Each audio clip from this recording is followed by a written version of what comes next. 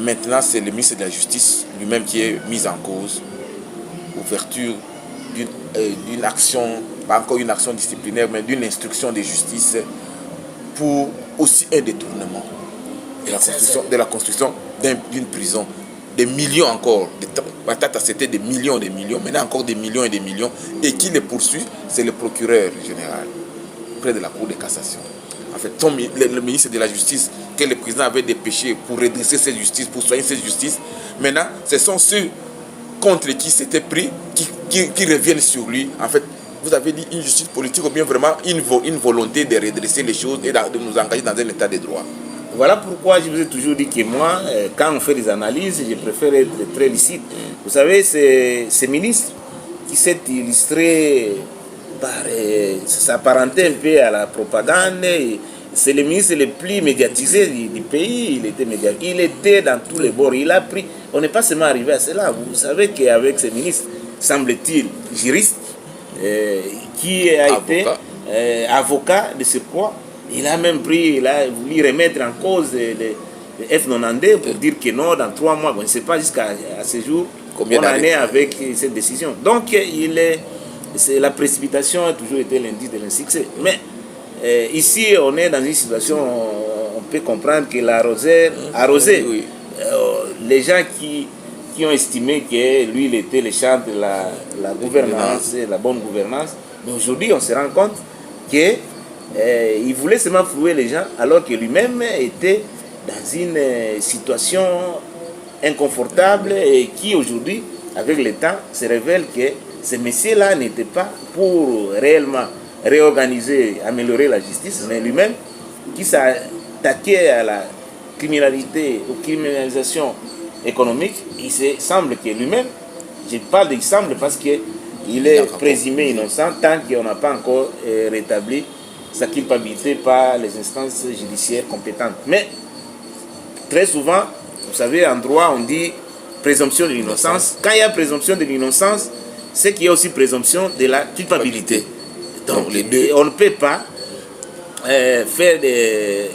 mener une action à charge de quelqu'un de ce rang qui se trouve être les patrons de la justice, mais curieusement, c'est lui qui est sous son autorité, sous sa tutelle, le procureur général, c'est lui qui mène une action contre lui. Donc, je pense que ça ne soit pas un fait de paille.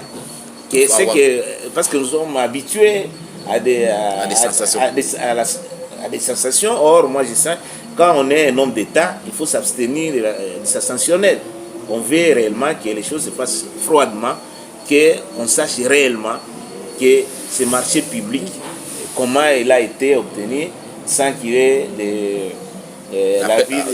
d'appel d'offres d'abord, et puis mais ça se fait de gré à gré, un marché de millions, c'est-à-dire en violation flagrante de la loi sur la passation des marchés publics. Donc, moi je pense que nous sommes habitués à ce genre de choses, mais ce qui va justifier, ce qui va nous apaiser réellement, que quand le procès sera réellement organisé et que l'issue de ce procès est la sanction exemplaire qui doit être faite, et c'est à ce point-là que nous pouvons applaudir. Mais pour l'instant, nous observons encore, nous allons voir jusqu'à quand, parce qu'on a eu les procès 100 jours avec tout ce qui est servi, mais les résultats aujourd'hui, les résultats est amer et avec les goûts d'inachevé. Voilà, avec ça, nous voulons que ça ne soit pas seulement de la propagande, que ce ne soit pas seulement de la médiatisation à outrance, mais alors que les résultats sont parfois très très loin de ce qu'on espère et de ce que nous attendons. Donc nous voulons que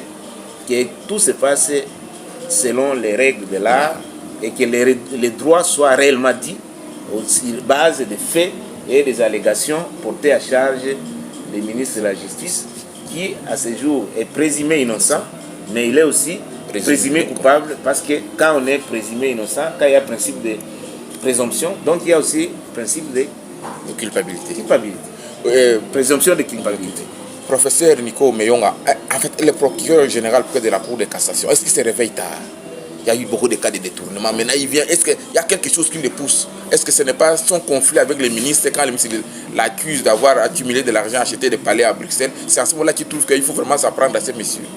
Bon, c'est revenu tard. Bon, là n'est pas le problème. Même si c'est devenu tard, parce qu'il y a des crimes économiques qui sont des crimes imprescriptibles.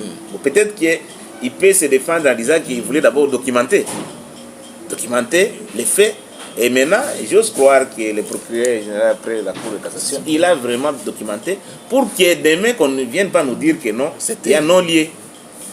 Alors que les faits sont là, sont probants. Je pense que, mais si cela est vrai, mais comme il y a beaucoup de crimes, et que ces réveils tardifs ne se limitent pas seulement au ministre de la Justice, je voudrais que ces réveils tardifs se fassent sur l'ensemble de tous les crimes économiques qui ont existé depuis plus de 30 ans. Moi, je pense qu'il faut qu'on rouvre parce que ce sont des crimes imprescriptibles. Donc, on peut toujours avoir, et on ne peut pas trop les condamner, se réveiller un peu tout tard. Mais si tel est le cas, je crois que le ministre, celui qui est inculpé, il a ses moyens de défense, il doit démontrer que c'est que le procureur général, après la Cour de cassation, il a fait de l'acharnement au motif parce qu'il a dénoncé aussi et lui serait aussi dans la criminalisation économique. Et là, ce n'est que la justice, personne ne sera né au-dessus de la loi, qu'il soit ministre de l'État, ministre de la Justice ou procureur, tous nous sommes soumis sous l'autorité de la loi, si tant est que l'état de droit auquel nous aspirons en principe, doit être une réalité. Oui, le procureur va nous dire que ce n'est pas tard parce qu'on a commencé avec Matata, dont le dossier a été clôturé à la Cour constitutionnelle. Maintenant, c'est le ministre de la Justice. Il y a aussi l'ancien ministre des Finances, Kazadiki, aussi sur la sellette, parce que le même procureur a aussi demandé de l'entendre pour toute déclaration, et parce que tout le monde aussi a beaucoup de choses à dire sur ces dossiers de Kazadi qui a fait des déclarations à la télé. Bon, quand le ministre de la Justice accuse Mvondo de conflits d'intérêts, en fait, qui alors peut s'en prendre à Mvondo, procureur général près de la Cour de cassation? Parce que le ministre est là accusé, mais il va l'accuser auprès de qui? Non, il doit l'accuser auprès de qui? Mais je crois s'il relève les faits, personne n'étant au-dessus de la loi. Même le président de la République comme le Premier ministre sont aussi ils sont justiciables. Donc personne, la loi qui organise la justice dans notre pays démontre que chacun de nous a un juge naturel. Donc même le procureur général de la République ne peut pas se justifier. Je vous dis que le procureur général, le parquet, pour ne pas dire seulement le procureur, sous la tutelle des ministres de la Justice, mais quand le ministre de la Justice est poursuivable, personne ne peut être épargné. Donc là, ayons nos apaisements, ayons la patience. Tout celui qui va fauter, qui serait accusé de tel ou tel fait, il sera toujours devant son juge naturel et le juge naturel pourra nous éclairer davantage.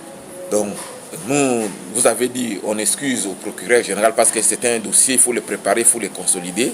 Et comme il a commencé, nous croyons qu'il ne va pas s'arrêter en si bon chemin. Donc, tous les crimes économiques, tout le monde doit commencer à avoir peur de la justice. Comme disait le ministre de la Justice dans le temps, le professeur Luzolo, il faut que le procureur, il faut que les parquets deviennent la terreur des criminels. Donc, il faut maintenant que tout le monde sente que dans ces pays, on ne peut plus faire comme on veut. Alors, le procureur est là pour chercher des infractions et personne ne peut vivre en paix quand il sait qu'il a détourné, qu'il a mis la main dans la caisse publique.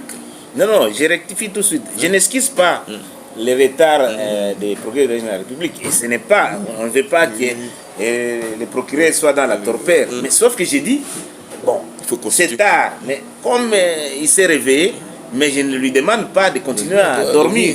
Au contraire, il va faire son travail parce qu'il est là pour faire le travail pour lequel il a été fait. Mais si c'est ça, il n'est pas à même d'être prompt, d'être alerte et averti pour dénoncer, engager des actions publiques contre les délinquants financiers.